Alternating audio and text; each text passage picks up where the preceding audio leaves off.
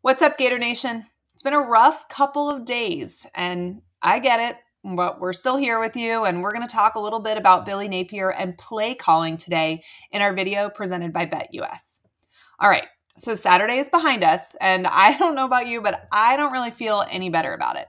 But at least Florida State was a dumpster fire on national television. No other game in town on Monday night, so we got to be distracted from our own pain a little bit while that was on. And honestly, the only thing worse than being 0-1 is being 0-2.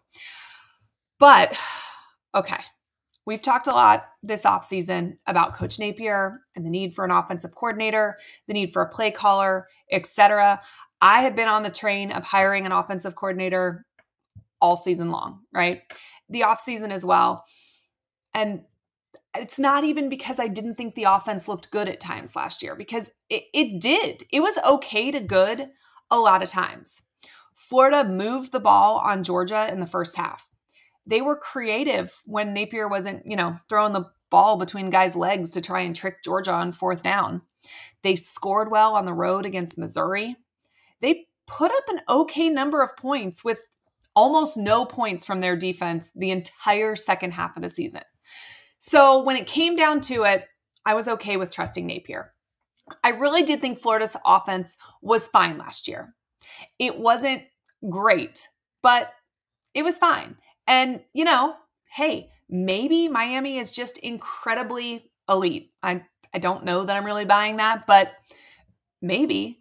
But it really does feel like this season, after 60 minutes of football in the 2024 season, that we have regressed offensively. I didn't hate our offense last year. I felt like Florida needed to have a better feel for the game, and there were just kind of times where we shot ourselves in the foot with the wrong play call, or something was continually working, so we went away from it. So I was a fan of Florida picking up an offensive coordinator because of those things, and because of the fact that I simply think Billy wears too many hats. So I think there were other aspects of the game that maybe would have improved if that role was delegated to somebody else. But all offseason, I also talked about the fact that Billy's seat was hot, and I get the concept of, if I'm going to go down, I'm going to go down by my own hand. I want to use the skill that got me to where I am. And that is being an offensive play caller. So I get it. But there was nothing good about that offense performance against Miami. Speaking of Miami, this might be the most damning quote that I have ever heard after a game. Just before I get to it, I do want to give a little love to BetUS. I know the season hasn't started the way we wanted to, but the action at BetUS is still great. Use the link in my description and you can get a 125% deposit match up to $2,000 on your first 3 deposits. The lines are great and the website is super easy to use. Click the link in my description and get playing today. Okay, so y'all know what quote I'm talking about, right? It's been all over social media.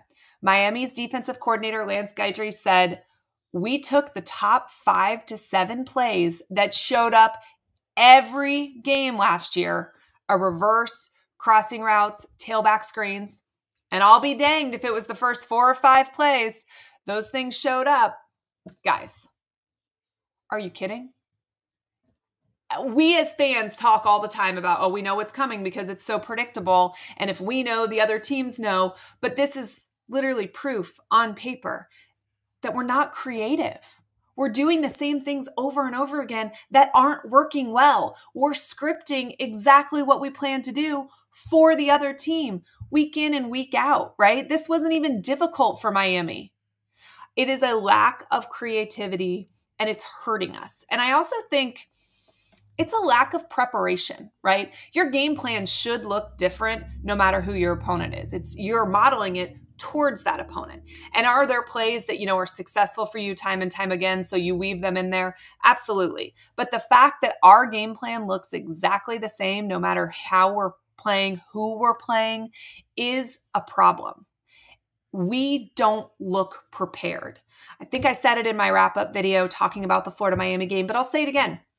It is not that Florida lost that so many of us are upset. It is how we lost. We just had 7 months to prepare for that Miami team. We had 7 months of listening to coaches tell us that it was the best team that they'd had here at the University of Florida. We'd all taken a step in the right direction. Now that Napier has his guys, things are going to start clicking. And it didn't happen. And we felt so unprepared. And this is a familiar feeling because it's what we felt against Utah last season. It just feels like Coach Napier didn't rise to the challenge. The moment was too big. And, it makes it worse that Miami has Mario Cristobal, who is in a mirror situation to Coach Napier. Going into year 3 at Miami, kind of underperformed seasons 1 and 2. Sure looks like the train's headed in the right direction now, though. Full steam down the tracks for Miami. And that could have been UF, but it didn't look like it or feel like it on Saturday. And honestly, I thought Napier was good with the scripted stuff last year. The first drive or two that Florida would have of every single game was successful for the most part.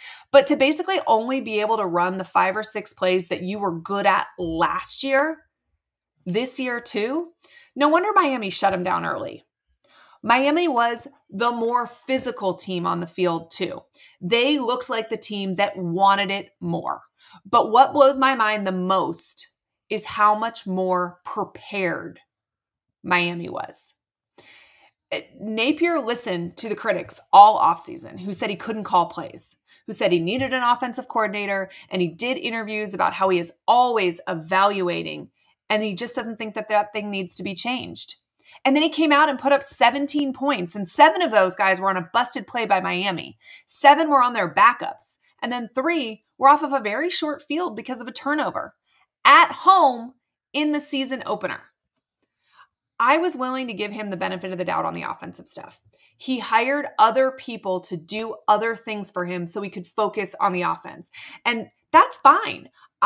That was my biggest complaint about him being the offensive coordinator. It wasn't even what the offense actually looked like. It was the fact that I thought he wore too many hats. So I thought maybe he took care of that problem by hiring Ron Roberts to help supervise the defense, for hiring Joe Houston to handle special teams. We improved in other off the field areas as well. And so, I get it. He wanted to be the one in charge and steer the ship as the offensive coordinator because his job depended on it. That is fine.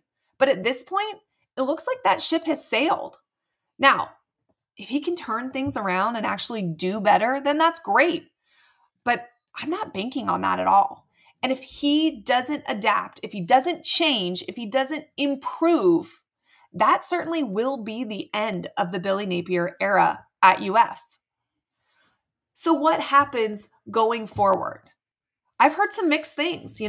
I heard from somebody yesterday that told me they really think Russ Callaway is going to be a lot more involved in the play calling. Had another person tell me there's no way Billy's going to give it up. So, mixed things from the people that are in the know about what's going to happen here. And I think there's pros and cons to both. I would love to see what Russ Callaway could do as our main play caller. I doubt it's worse, right? The con to that, though, is if it's going to be Coach Napier's game plan and he's going to handcuff him, maybe we can't see what Russ Callaway is capable. I don't know. If it's Lagway as the starter this year, the person that needs to be in his ear is the person that's been in his ear practice all along. And if that's Russ Callaway, then great. Then he should be the person to call plays. If it's Coach Napier, it should probably be him because this is going to be a whole new ball game for DJ Lagway. I lean towards this being something that should come off Billy's plate. But sometimes coaches are stubborn, and I don't know that that's something he'll end up doing. And that's not just a Napier problem. College coaches in general are incredibly stubborn to change for what their plan is. But at this point, his job depends on it. All in all, things have to change at UF. I am still dumbfounded by the comment from Lance Guytree. After Coach Napier spent all offseason reassuring us that his offense looked better, right? We heard about all of the improvements that were going on in practice. This line looks great. This team is clicking. It's the most physical, dominant team I've had since I came to Florida. And then his offense came out and looked horrible in front of 90,000 people in the swamp. And of course, I'd love to hear what you guys think as well. We can vent on this together. One way or another, I'm going to be here. We're going to keep clocking in and bringing you all the content, rain or shine, win or lose, even if, it's more somber than we would want it to be. Appreciate all of you guys for tuning in, and I appreciate BetUS for their partnership with us on today's video. I'll talk with you guys soon, and go Gators.